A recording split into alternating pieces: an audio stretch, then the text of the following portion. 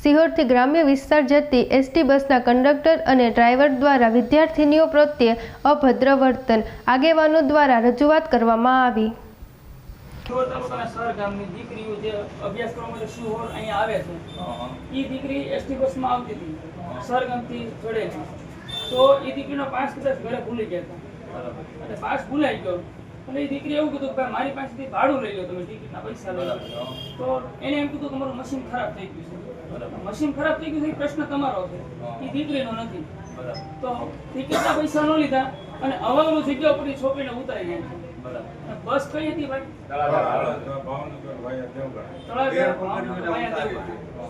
જે કોઈ એસટી બસના કંડક્ટર અને ડ્રાઈવર હોય તો એના ખુલાસાનું નિવેદન અમારા જોશે.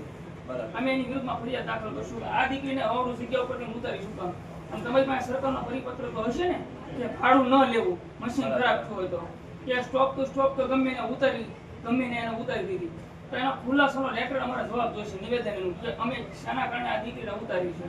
અને જો દીકરીને કાંઈ પણ થયું હોય તો એની જવાબદારી કોની માથે રહે? એટલે અમે આ લેખિતમાં રજૂઆત કરીએ છીએ અને આ એસટી બસના ડ્રાઈવર અને કંડક્ટર બંનેનું નિવેદન સાથેનો ખુલાસો અમારે તમારે અમને આપવાનો રહેશે. બરોબર?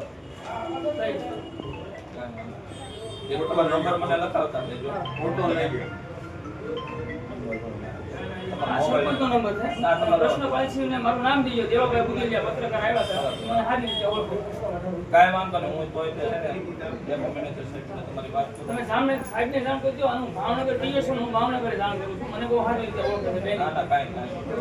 આવી રીતે અવાવરું થઈ ગયા ઉપર દીકરીને તમે ઉતારો નહીં. આપણામાં એટલી તો માનવતા હોય જ કે આપણી પાસે દીકરી પાસે પૈસા ન હોય ડબલ નહીં. તમારો પ્રશ્ન છે.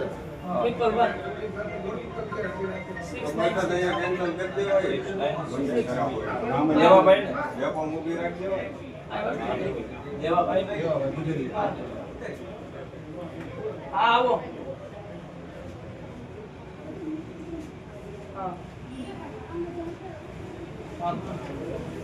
બપોરે હું ભાવનગર જવાનો છું, મેનેજર સાહેબને વાત કરીશું, ફોન કરાવડાવીશ. અને નેક્સ્ટ ટાઈમ આવી કોઈ વિદ્યાર્થી ઉપર ફરી વખત આવી કોઈ બાબતની ઘટના ન બને.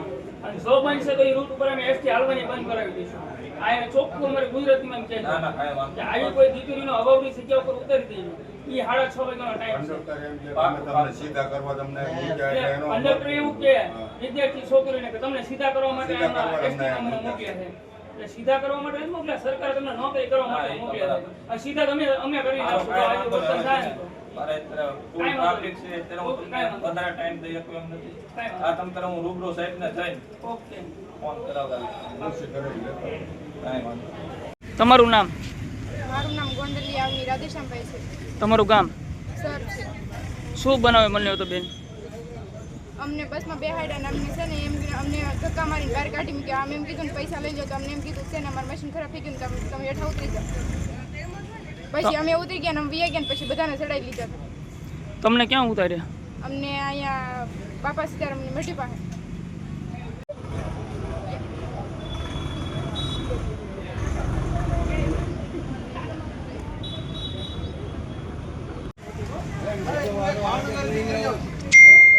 બોલો સરપંચ, શું તમારી રજૂઆત છે?